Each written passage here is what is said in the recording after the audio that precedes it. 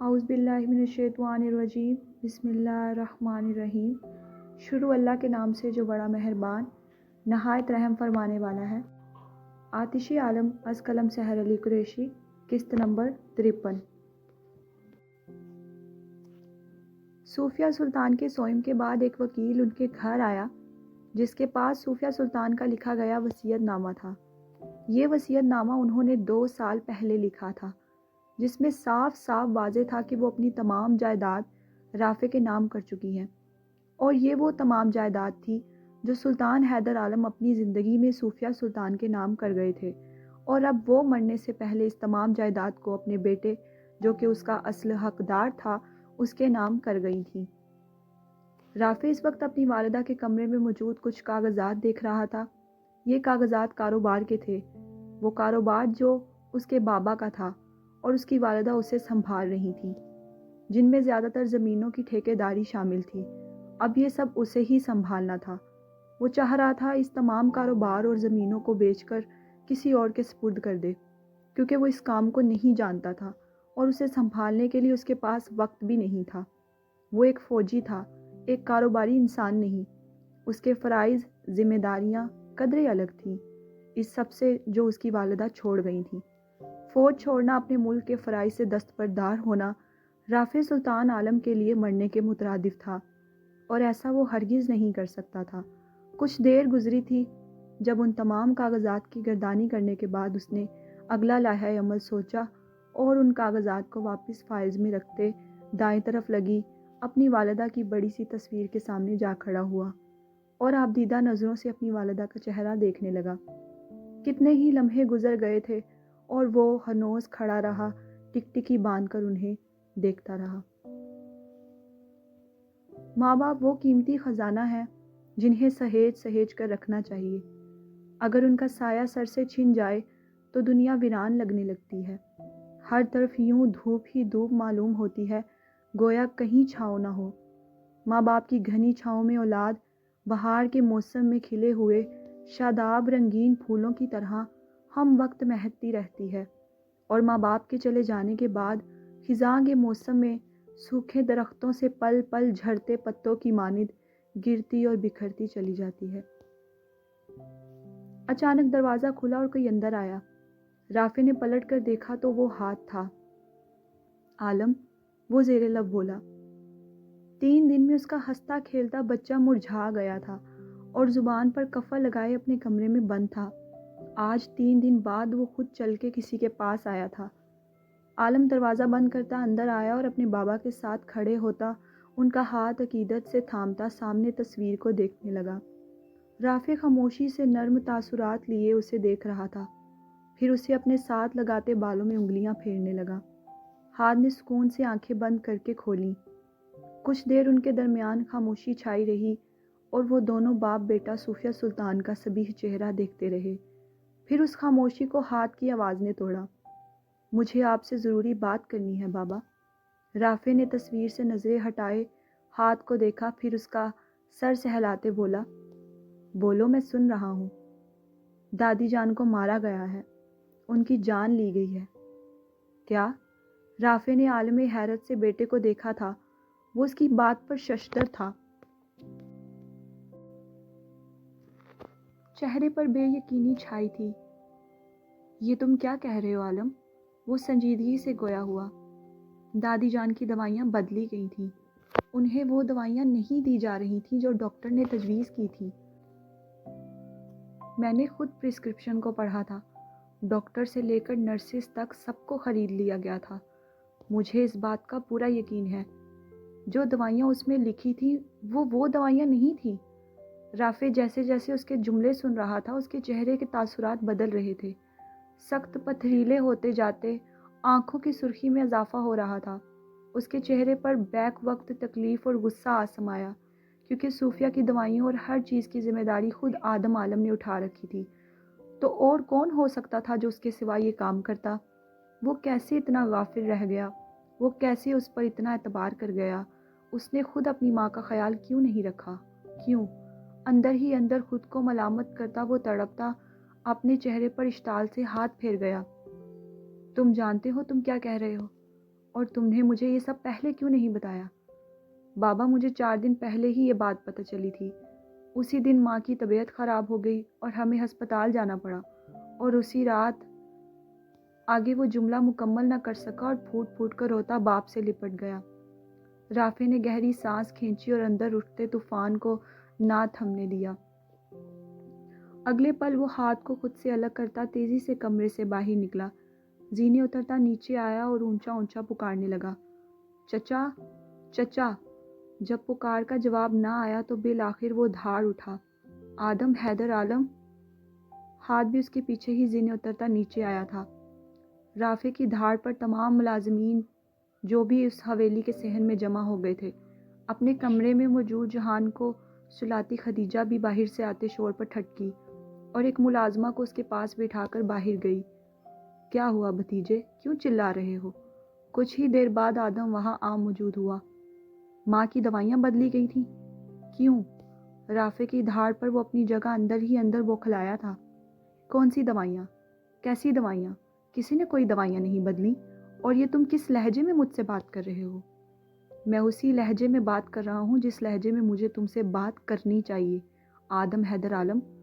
ایک قدم اس کے قریب آتے رافع نے جھبڑے بھینج کر خطرناک لہجے میں کہا، یہ تم کیسی باتیں کر رہے ہو؟ کس نے کہا ہے ایسا؟ آدم نے اسے یقین دہانی کروانے کی کوشش کی، اور جب اس کے ساتھ سنجیدہ کھڑے ہاتھ کو دیکھا تو وہ اپنی نظروں سے اس چھٹانک بھر کے لڑکے کو گھور کے رہ گیا۔ اسے جواب اپنے آپ مل گیا تھا۔ تم اس چھوٹے سے بچے کی باتوں میں آ کر مجھ سے سوالات کر رہے ہو، اپنے چچا سے؟ میرا بیٹا کبھی جھوٹ نہیں بولتا۔ رافع کا یقین قابل دید تھا۔ رحیم بھائی، فوراً سے پہلے مجھے وہ ڈاکٹر اور نرس یہاں میرے سامنے چاہیے، میں خود ساری تحقیق کروں گا۔ کاٹدار نظروں سے آدم کو دیکھتے رافع نے رحیم سے کہا۔ رحیم سر ہلاتے فوراً وہاں سے چلے گئے۔ آدم آج پہلی بار رافع میں اپنے بڑے بھائی سلطان حیدر عالم کی جھلک دیکھ رہا تھا۔ پہلی بار اس کی آنکھوں اور لہجے میں وہی جلال تھا جو اس کے بھائی میں ہوا کرتا تھا، کہ کسی کو نظر بھر کے دیکھ لے تو وہ شخص پیروں سے ڈگمگا جائے۔ رافع کے چہرے کی سرد مہری دیکھ ایک دفعہ آدم بھی اپنی جگہ گڑبڑا کر رہ گیا تھا۔ تقریباً 20 منٹ میں رحیم ڈاکٹر اور اس نرس کو لے آئے تھے۔ اس شفیق سے شخص کو آج اس جلالی روپ میں دیکھ کر ان کے اوسان خطا ہوئے اور خوف سا پورے وجود میں پھیل گیا۔ رافع بھاری قدم اٹھاتا ان کی اور بڑھا اور 3 قدموں کے فاصلے پر جا کھڑا ہوا۔ اس کی سرخ سی آنکھوں کو دیکھتے وہ نرس روتی اس کے پیروں میں بیٹھ گئی۔ سر مجھے معاف کر دیں، مجھے معاف کر دیں، مجھے مجبور کیا گیا تھا، میں بے قصور ہوں۔ انہوں نے مجھے پیسے دیے تھے دوائیاں بدلنے کے لیے، سب انہوں نے کیا ہے۔ جی ہاں، یہ ٹھیک کہہ رہی ہے، ہم تو بس اس رئیس زادے کے ہاتھوں کے پیادے تھے، ڈاکٹر نے بھی خوفزدہ لہجے میں کہا۔ رافع نے نفرت اور تکلیف سے ان دونوں کو دیکھا تھا، دل چاہ رہا تھا انہیں یہیں گاڑ دے، مگر وہ انہیں کیا کہتا جب اپنے خون ہی آستین کا سام ثابت ہوئے تھے۔ رحیم بھائی، ان کا لائسنس آج کے آج ہی کینسل ہو جانا چاہیے، حتمی انداز میں کہتے وہ آدم کی جانب پلٹا۔ رافع کے قدم آگے بڑھانے پر آدم نے بے خود ہوتے قدم پیچھے لیا تھا۔ کیوں؟ جھٹکے سے اس کا گریبان دبوچتے وہ گررایا تھا۔ امی جان نے آپ لوگوں کو اپنی اولاد کی طرح پالا پوسا، پیار دیا، اور تم نے ان کی جان لے لی۔ ایک مکہ اس کے جبڑے پر رسید کرتا وہ اسے زمین بوس کر گیا تھا۔ ہا ہا ہا، اپنے ناک سے نکلتا خون صاف کرتا نیچے گرا آدم شیطانی سا کہکا لگا گیا، اور اگلے پل چند گارڈز اور آدمی حویلی کے اندر داخل ہوئے تھے جن کے ہاتھوں میں بڑی بڑی گنز تھیں۔ خدیجہ تیزی سے دوڑتی ہوئی رافع تک پہنچی اور اس کا بازو پکڑ گئی، جبکہ اس کا دوسرا ہاتھ نے مضبوطی سے تھام رکھا تھا۔ وہ تینوں ان گارڈز کو دیکھ رہے تھے جن میں سے ایک آگے بڑھتا آدم کی طرف ہاتھ بڑھاتا اسے کھڑا کر گیا۔ کھڑے ہوتے آدم کی سلگتی نظریں خدیجہ پر آئی تھیں۔ رافع خطرناک تیور لیے اپنے گرد ان گارڈز کا گھیرا دیکھ رہا تھا، اور بمشکل خود کو کنٹرول کرتا وہ آدم کی آخری حد دیکھنا چاہتا تھا۔ اس سے پہلے رحیم آگے بڑھتا وہ اسے ہاتھ کے اشارے سے وہیں روک گیا۔ میں جانتا تھا ایسا ہی کچھ ہونے والا ہے، اس لیے میں نے اپنا انتظام پہلے ہی کر کے رکھا ہے بھتیجے۔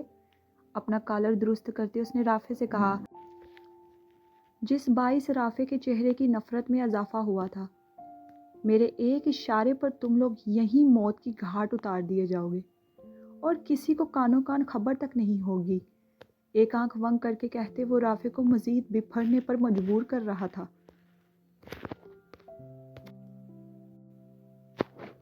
رافع اس سے پہلے آگے بڑھتا، اس سے بھی پہلے ہاتھ آگے بڑھتا آدم کے پیٹ پر دونوں ہاتھ رکھتا اسے پیچھے دھکیل گیا تھا، جس سے وہ دوبارہ لڑکھڑایا تھا اور گرتے گرتے بچا۔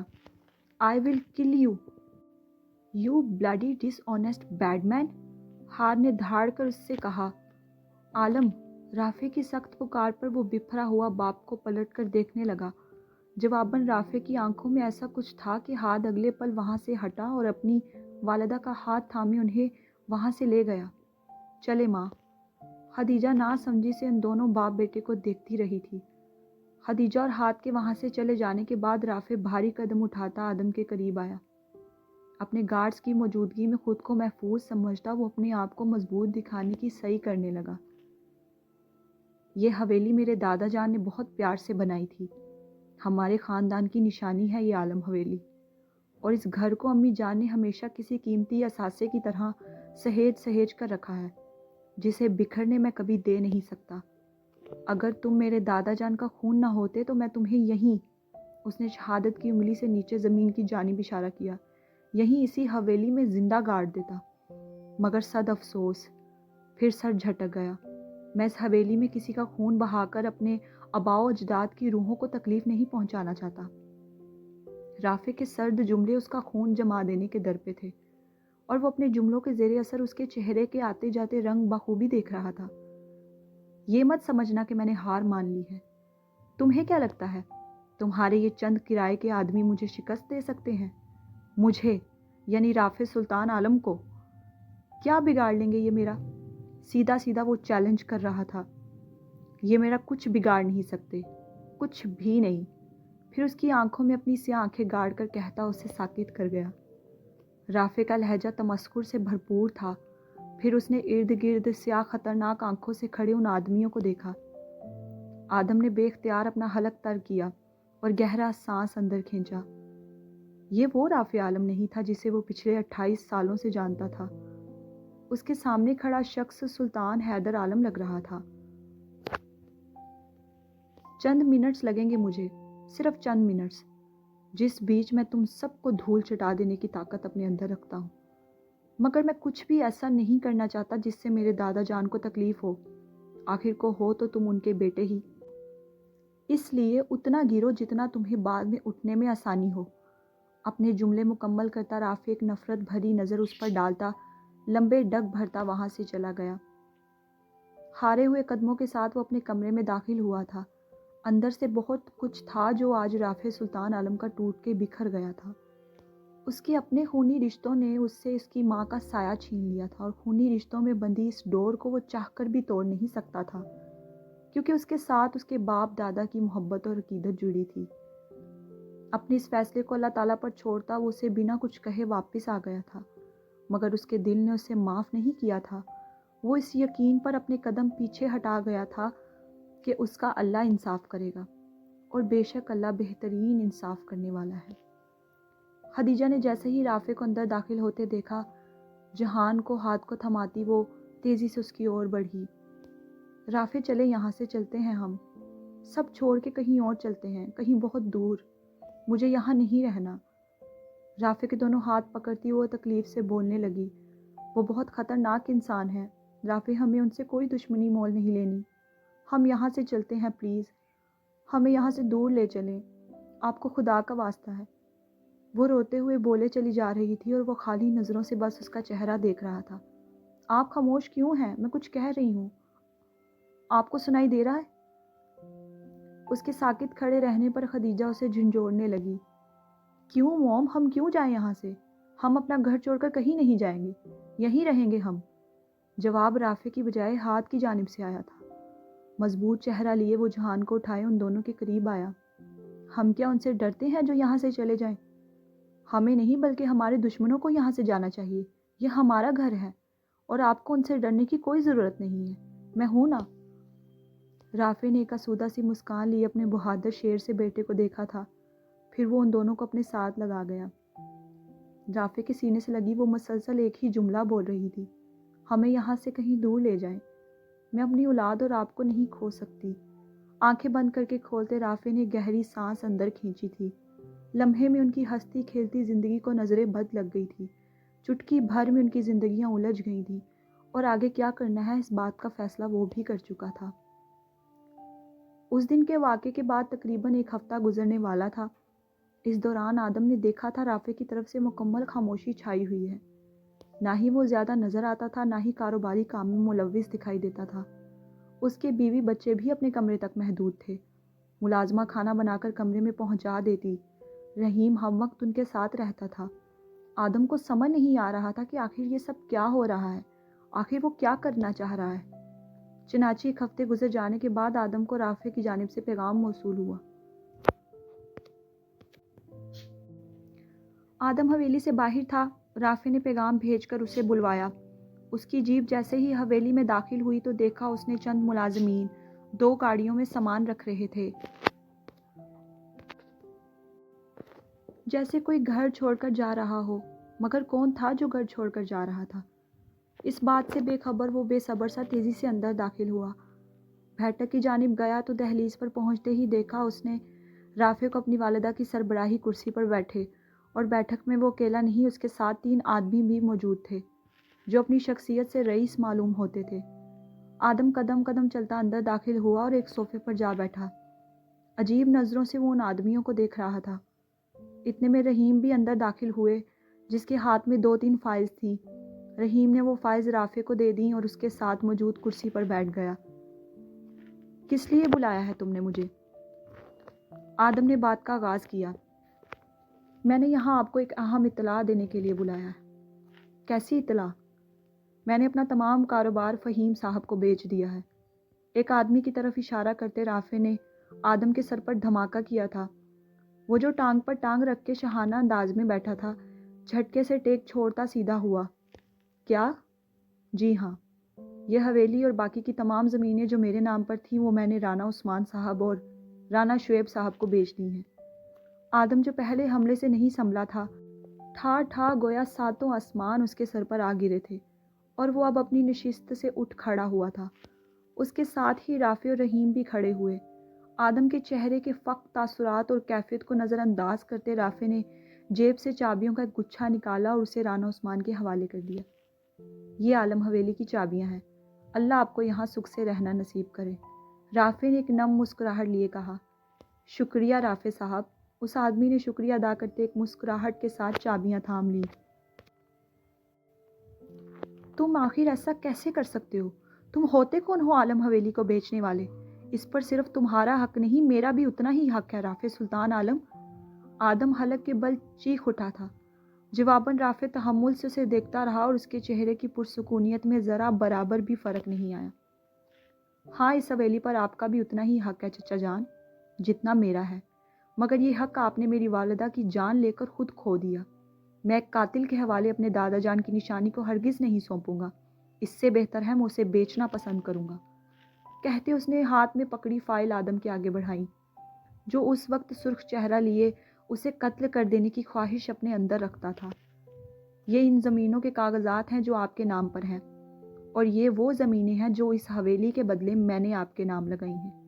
رافع سلطان عالم کسی کا حق نہیں کھاتا۔ جو کچھ بھی آپ نے میرے ساتھ کیا ہے، میں اس کے لیے آپ کو اپنی آخری سانس اور مرنے کے بعد بھی کبھی معاف نہیں کروں گا۔ میرا فیصلہ میرا اللہ کرے گا، انشاءاللہ۔ وہ تینوں فائز اس کے ہاتھ میں تھماتے آخری جملے بولتے رحیم کے ساتھ بیٹھک سے باہر نکل گیا۔ ان فائلز کو ہاتھ میں دبوچتے جھٹکے سے نیچے پھینکتا آدم کھولتا ہوا اس کے پیچھے گیا تھا، اور جب باہر جا کر وہاں کا منظر دیکھا تو دل منہ کو آیا۔ خدیجہ جہان کو گود میں لیے ہاتھ کے ساتھ نیچے آ رہی تھی، اور ملازمین ان کے بیگز پکڑے باہر کی جانب بڑھ رہے تھے۔ رافع نے ایک آخری لبریز نظر پوری حویلی پر ڈالی اور انہیں لیے وہ حویلی سے باہر نکل گیا۔ خدیجہ بنا ایک بھی غلط نگاہ اس پر ڈالے اس کے ساتھ چلی گئی۔ آدم بھی لڑکھڑاتے قدموں سے ان کے پیچھے ہی تقریباً بھاگا تھا۔ گھر سے نکل کر وہ باہر کھڑی گاڑیوں میں سوار ہوتے اور اس کے دیکھتے ہی دیکھتے وہ دونوں گاڑیاں دھواں اڑاتی عالم حویلی سے باہر نکل گئیں، اور پیچھے آدم حیدر عالم تنہا اور خالی ہاتھ رہ گیا۔ آدم صاحب آپ کے پاس 2 دن کا وقت ہے، آپ حویلی خالی کر دیں۔ رانا عثمان نے باہر آ کر نیم مسکراتے آدم سے کہا تھا، جب اگلے لمحے وہ آگ بگولا سا پلٹتا اس کا گریبان پکڑ گیا۔ کتنے میں تم نے یہ حویلی خریدی ہے؟ بولو کتنے میں؟ وہ چلایا۔ یہ کیا طریقہ ہے بات کرنے کا؟ میرا گریبان چھوڑو۔ رانا عثمان نے اس کے ہاتھ اپنے کالر سے جھٹکے۔ مجھے واپس کرو، میں تمہیں پیسے دے دوں گا جتنے بھی تم نے یہ خریدی ہے۔ مجھے عالم حویلی واپس چاہیے۔ رانا عثمان نے مزید ناگواری سے اسے دیکھا۔ میں ایسا کوئی ارادہ نہیں رکھتا، جلد سے جلد حویلی خالی کرو، رانا عثمان نے حتمی انداز میں کہا۔ جب اگلے لمحے آدم نے دوبارہ اس کا گریبان پکڑ لیا اور دھاڑ اٹھا تھا، مجھے عالم حویلی ہر قیمت پر واپس چاہیے، سمجھ گئے تم؟ ہر قیمت پر۔ اب کی بار رانا عثمان کو بھی غصہ آیا۔ تم جانتے بھی ہو کہ میں کون ہوں، اور تمہارا میرے ساتھ ایسا سلوک کرنے پر میں تمہارے ساتھ کیا کر سکتا ہوں؟ پورے پنجاب کا ACP ہوں میں، ACP رانا عثمان۔ ساری زندگی جیل سے باہر نہیں نکل سکو گے تم، اس لیے اپنی حد میں رہو، جبڑے بھینچ کر کہتے اس نے ایک بار پھر اپنا گریبان چھڑوایا۔ آدم گہری سانس کھینچتا اس کا گریبان چھوڑ کر چہرے پر مشتعل ہوتے ہاتھ پھیر گیا۔ پھر وہ واپس رانا عثمان کی جانب متوجہ ہوا، جو بغور اسے ہی دیکھ رہا تھا۔ آئی ایم سوری، مگر پلیز مجھے یہ حویلی واپس کر دو، میں تمہیں اس کی دگنی قیمت دوں گا۔ پلیز مجھے واپس کر دو یہ حویلی۔ آدم نے اس کے آگے ہاتھ جوڑ لیے۔ وہ بہت بے بس دکھائی دے رہا تھا۔ ایسا بھی کیا ہے اس حویلی میں جو تم اتنے اتاولے ہو رہے ہو؟ اس کی حالت دیکھ کر رانا عثمان کو تجسس ہوا۔ یہ حویلی میرے بابا جان کی آخری نشانی ہے، اس حویلی میں میری ماں کی یادیں ہیں۔ آدم کا دل جلتے انگاروں پر دہک رہا تھا اور دل میں رافع عالم کی نفرت نے مزید اڑان پکڑی تھی۔ میں اسے ہاتھ سے جانے نہیں دے سکتا، پلیز مجھے واپس کر دو۔ ٹھیک ہے۔ اس کی آنکھوں اور چہرے پر ایسا کچھ تھا کہ وہ انکار نہیں کر سکا۔ میں تمہیں آج ہی ساری رقم دے دوں گا، یہ حویلی مجھے واپس کر دو بس۔ ٹھیک ہے، میرا وکیل شام کو تمہیں تمام کاغذات دے جائے گا، تم رقم اسے دے دینا۔ رانا عثمان نے کہتے جیب سے چابیاں نکال کر آدم کو دے دی اور وہ تینوں وہاں سے چلے گئے۔ آدم نے چابیاں ہاتھ میں پکڑتے اپنے دل کے مقام پر رکھ کے گہری سانس لی تھی۔ نم آنکھیں بند کرتا وہ خدیجہ کا چہرہ دیکھ رہا تھا۔ نہیں چھوڑوں گا تجھے رافع سلطان عالم، نہیں چھوڑوں گا۔ آدم عالم کی تکلیف بھری چیخ عالم حویلی میں گونجی تھی۔ تم اس سب کا سود سمیت بدلہ چکاؤ گے انشاءاللہ۔ سرخ شعلہ بھری آنکھوں سے وہ بہت کچھ برباد کر دینے کا ارادہ رکھتا تھا۔ بس موم، بہت ہوا، میں یہ تماشا مزید برداشت نہیں کر سکتا۔ میں نے آپ سے کتنی بار کہا ہے کہ مجھے دوسری شادی نہیں کرنی، تو کیوں آپ اپنے غلط فیصلے کو بار بار میرے سر پر مسلط کرنے کی کوشش کرتی ہیں؟ میز پر پڑی تمام چیزیں ہاتھ مار کر نیچے گراتے حدید لاؤنج میں چیخ اٹھے تھے۔ 10 سال ہونے والے ہیں اور تمہاری اولاد کو نہیں دیکھا میں نے، کیا اب بھی میں تم سے نہ کہوں کہ دوسری شادی کر لو؟ مسز احمد اس سے بھی زیادہ تیز چیخی تھی۔ حدید نے تکلیف سے آنکھیں بند کر کے کھولی۔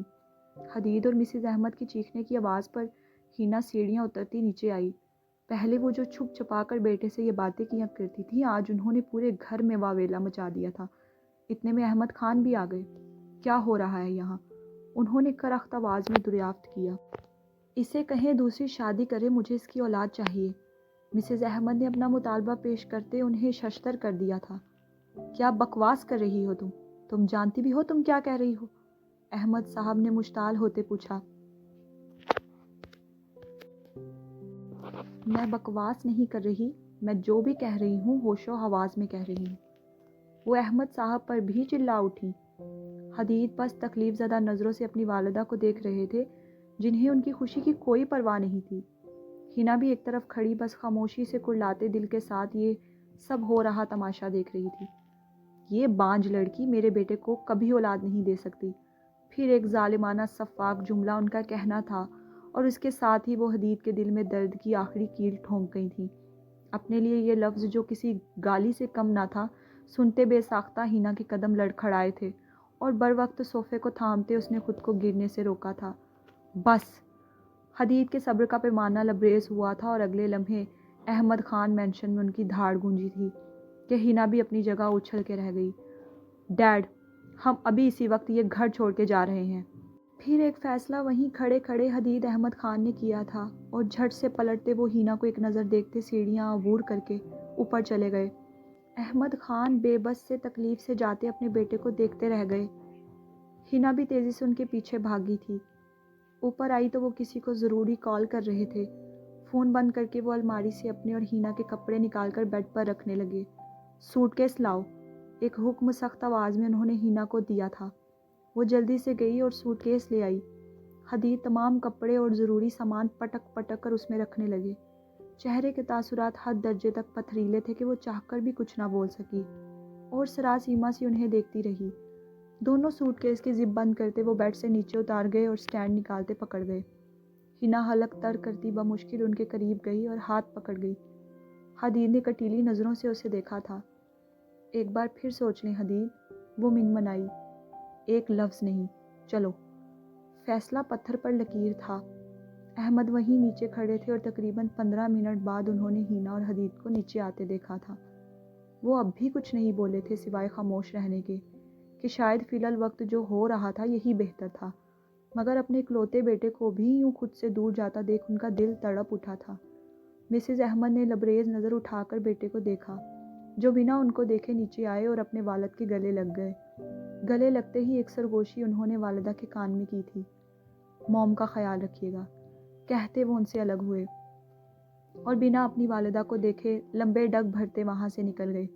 ہینا کے قریب آنے پر احمد صاحب نے بھیگی آنکھیں لیے اس کے سر پر پیار دیا تھا۔ سدا خوش رہو۔ پھر اس نے رخ مسز احمد کی جانب کیا تو وہ ایک نفرت بھری نگاہ اس کے وجود پر ڈالتی بے رخی سے رخ موڑتی وہاں سے چلی گئیں۔ احمد صاحب اس عورت کی سنگ دلی پر صرف افسوس کر سکتے تھے اور کچھ نہیں۔ ایک بار بھی انہوں نے اپنے بیٹے کو روکنے کی کوشش نہیں کی تھی۔ وہ روکتی تو شاید وہ رک بھی جاتا،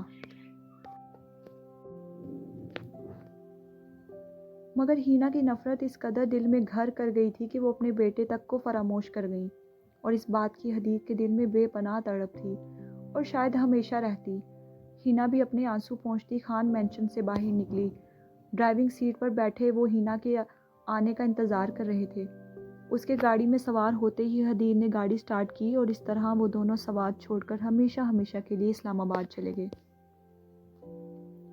کہتے ہیں کہ بعض اوقات زندگی کو مستحکم رکھنے کے لیے بہت سے رشتوں سے ایگزٹ لینا پڑتا ہے۔ جہان، جہان، کہاں ہو تم؟ باہر نکلو چوہے کہیں کے، کس بل میں چھپے بیٹھے ہو؟ ایک بار میرے ہاتھ لگ جاؤ تمہیں چھوڑوں گی نہیں میں۔ جہان! کیا ہوا، کیوں چیخ رہی ہو؟ خدیجہ جو لاؤنج میں کھڑی چیخ رہی تھی اور جہان کو پکار رہی تھی۔ اسٹڈی روم سے باہر آتے رافع نے ناگواری سے پوچھا، مگر جب خدیجہ پر نظر پڑی تو ساری ناگواریت پل میں زائل ہوئی۔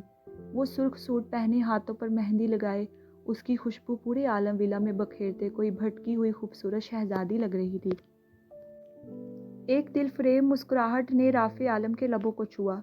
دیکھے نا رافع، میں اپنی مہندی سکھانے گئی تھی اور یہ جہان کا بچہ میری چائے چوری کر کے بھاگ گیا۔ جہان کا بچہ بھی نہیں ہوا، رافع نے کہکا ضبط کرتے شرارتاً کہا۔ رافع!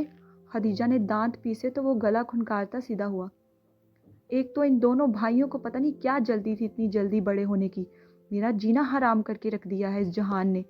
اور میرے بیٹے عالم کو دیکھے کتنا معصوم ہے، اس نے کبھی مجھے پریشان نہیں کیا، وہ میرا دلارا بیٹا ہے۔ اور یہ جہان، جہان میری چائے واپس کرو! وہ پھر سے چیخ اٹھی تھی اور رافع مزے سے اس کی گوہر افشانیاں سن رہا تھا، جو ابھی بھی بالکل چھوٹی بچی کی طرح ہی تھی۔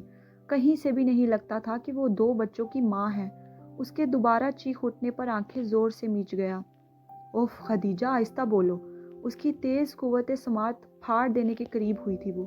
پھر وہ قدم قدم چلتا اس کے پاس آیا اور اس کے دونوں ہاتھوں کو تھام کر اس کی مہندی کی خوشبو کو ناک کے قریب لے جاتا سونگھنے لگا۔ بہت خوبصورت، بھینی بھینی خوشبو کو محسوس کرتے ایک بوسہ اس کی ہتھیلیوں پر لیتا وہ پل میں اسے چائے بھلا گیا تھا۔ وہ پل میں لال گلال ہوتی، چھوئی موئی سی ہوتی جھیپ گئی اور زیر لب دلکش سا مسکرائی۔ رافع نے اس کے ہاتھوں سے لب ہٹا کر اس کے خوبصورت چہرے کو دیکھا اور پھر وہ دونوں ایک دوسرے کو مسکرا کر محبت سے دیکھنے لگے۔ سراب اور سیاہ آنکھوں میں محبتوں کا جہان آباد تھا۔ یہ حسین منظر کسی کی سیاہ آنکھوں میں قید ہو کر رہ گیا تھا، اور وہ آنکھیں اور کسی کی نہیں، ہاتھ بن رافع عالم کی تھیں۔ مسکراتے ہوئے اپنے والدین کی محبت کو محبت سے دیکھتا، وہ نظروں ہی نظروں میں ان کی نظر اتارتا سیڑھیاں چڑھتا اوپر اپنے اور جہان کے کمرے کی جانب چلا گیا۔ وقت پنکھ لگا کر اڑتا چلا جا رہا تھا۔ انہیں اسلام آباد آئے 3 سال بیت گئے تھے۔ اس دوران رافع بہت کم لاہور گیا تھا، شاید محض 3 سے 4 بار، وہ بھی صرف اپنے والدین کی قبر پر۔ 3 سال پہلے ہی رافع نے اپنا ٹرانسفر یہاں اسلام آباد میں کروا لیا تھا۔ وہ 1 ہفتے بعد گھر آتا تھا اور اس دوران ساری دیکھ ریکھ رحیم ہی کرتے تھے۔ رحیم واحد شخص تھے جن پر رافع عالم آنکھیں بند کر کے اعتبار کرتا تھا۔ ان سب نے یہاں اسی شہر میں اپنی نئی دنیا بسا لی تھی، جن میں دشمن نہیں تھے، اور جو تھے وہ بہت پیچھے چھوٹ چکے تھے، اور ان سے رافع عالم کا اب کوئی تعلق نہیں بچا تھا۔ وہ ان سے تمام تعلقات 3 سال پہلے ہی ختم کر چکا تھا۔ لاہور سے ہر رشتہ ختم کر کے وہ یہاں آئے تھے اور اپنی زندگی میں بہت خوش تھے۔ انہیں مزید کسی رشتے کی کوئی ضرورت نہیں تھی۔ جاری ہے۔ چلیں جی ڈیئر ریڈرز، قسط ہو چکی ہے مکمل۔ امید ہے آپ سب کو پسند آئے گی۔ پڑھ کے سن کے رائے کا اظہار لازمی کیجیے گا اور چینل کو سبسکرائب کرنا مت بھولیے گا۔ جلد انشاءاللہ حاضر ہوں گے ایک نئی قسط کے ساتھ۔ مجھے دے اجازت۔ اللہ حافظ۔